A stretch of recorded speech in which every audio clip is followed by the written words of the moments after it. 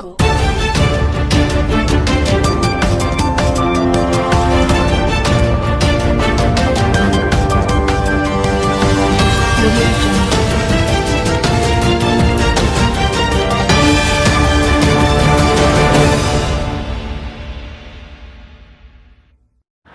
ఆంధ్రప్రదేశ్ రాష్ట్ర ఉద్యోగుల సంక్షేమం కోసం వెంటనే వేతన సవరణ కమిషనర్ ఏర్పాటు చేయాలని ఏపీఎన్జీఓఎస్ రాష్ట్ర అధ్యక్షులు ఏ విద్యాసాగర్ డిమాండ్ చేశారు. విశాఖపట్నంలోని ఏపీఎన్జీఓఎస్ నూతన కార్మికుల భవనం ప్రారంభ కార్యక్రమానికి రాష్ట్ర ప్రభుత్వ ఉద్యోగుల సంఘం అధ్యక్షులు ఏ విద్యాసాగర్ ముఖ్య అతిథిగా పాల్గొన్నారు. ఈ సందర్భంగా విలేకరుల సమావేశంలో ఆయన మాట్లాడుతూ వచ్చిన తర్వాత ఇవ్వలేదని ఆవేదన వ్యక్తం చేశారు. రాష్ట్ర ప్రభుత్వం ఉద్యోగులకు వెంటనే వేతన బకాయిలు చెల్లించే హెంత కార్డులు అమలు అందించాలని, వేతన సవరణ కమిషనర్ ఏర్పాటు చేసి తమ ఉద్యోగస్తులకు న్యాయపరమైన డిమాండ్లను నెరవేర్చాలని కోరారు.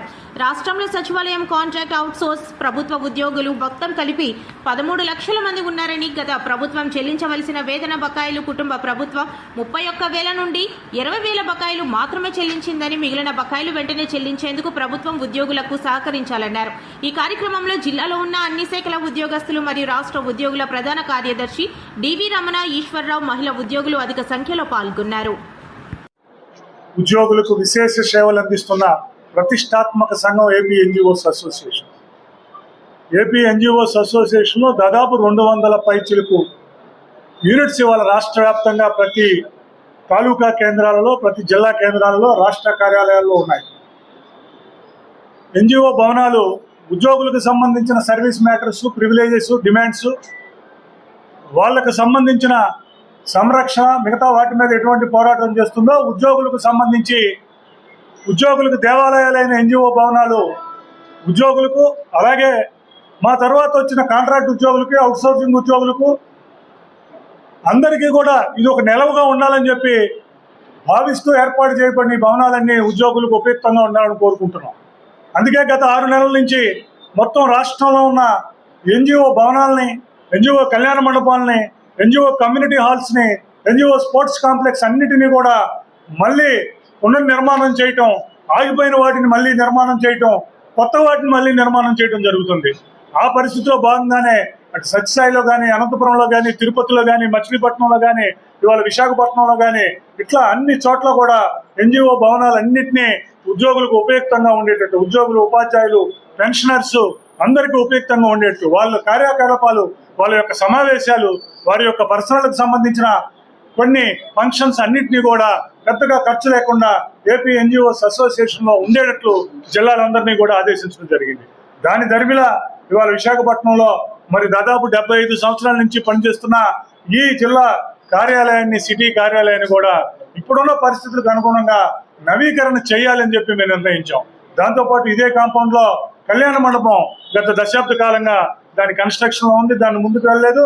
దానిని కూడా 6 నెలల్లో ఆ కళ్యాణ మండపాన్ని, బహుళ అంతస్తుల ఎయిర్ కండిషన్ కళ్యాణ మండపం అది, దానిని కూడా పూర్తి చేయాలని చెప్పి ఆల్రెడీ ఇన్స్ట్రక్షన్స్ ఇచ్చాం.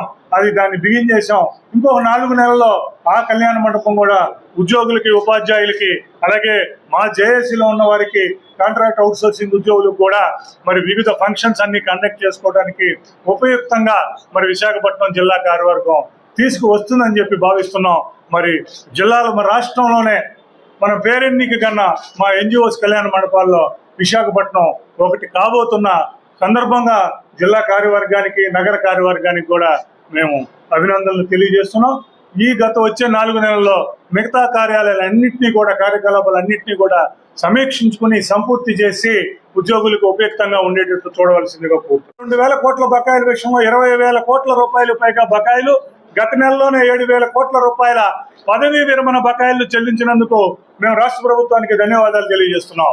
అలాగే నాన్ ఫైనాన్షియల్ డిమాండ్స్లో భాగంగా మేము నవంబర్లో ముఖ్యమంత్రి గారి దగ్గరికి వెళ్ళి, అయ్యా ప్రమోషన్లు 2 సంవత్సరాల నుంచి 3 సంవత్సరాల నుంచి, కొన్ని డిపార్ట్మెంట్లు 5-6 సంవత్సరాల నుంచి పెండింగ్ ఉన్నాయి, మీరు కాస్త దాని మీద దృష్టి పెడితే, చీఫ్ సెక్రటరీ గారు దాని మీద దృష్టి పెడితే కొన్ని వేల మంది ఉద్యోగులకు ఇవాళ ప్రమోషన్లు వచ్చే పరిస్థితి ఉంది. పై పోస్టులన్నీ ఖాళీలు ఉండిపోతున్నాయి, కిందంతా ఉన్నది, రిక్రూట్మెంట్ జరిగే పరిస్థితి లేదు అన్న విషయాన్ని ముఖ్యమంత్రి గారి దృష్టికి, చీఫ్ సెక్రటరీ గారి దృష్టికి తీసుకెళ్లడం వలన డిసెంబర్లోను మళ్ళీ మేలోను కూడా ఈడీపీసీలో మిగతా వాటి అన్నిటి ద్వారా కూడా చేసి కొన్ని వేల మందికి ఇవాళ ప్రమోషన్ ఒక పంచాయతీరాజ్ డిపార్ట్మెంట్ లోనే 10,000 మందికి ప్రమోషన్ వచ్చిన పరిస్థితి. మిగిలిన అన్ని డిపార్ట్మెంట్ లో కూడా దాదాపు 1,00,000 మందికి పైగా ప్రమోషన్స్ వచ్చిన పరిస్థితి ఏర్పడుతుంది. రేపు 9వ తారీఖు లోపు మిగిలిన ప్రమోషన్స్ అన్ని కూడా కొత్త జోనల్ వ్యవస్థకు ముందు ప్రమోషన్స్ అన్ని కూడా కంప్లీట్ చేయాలని చెప్పి ప్రభుత్వం నుంచి ఇన్స్ట్రక్షన్స్ ఉన్నాయి.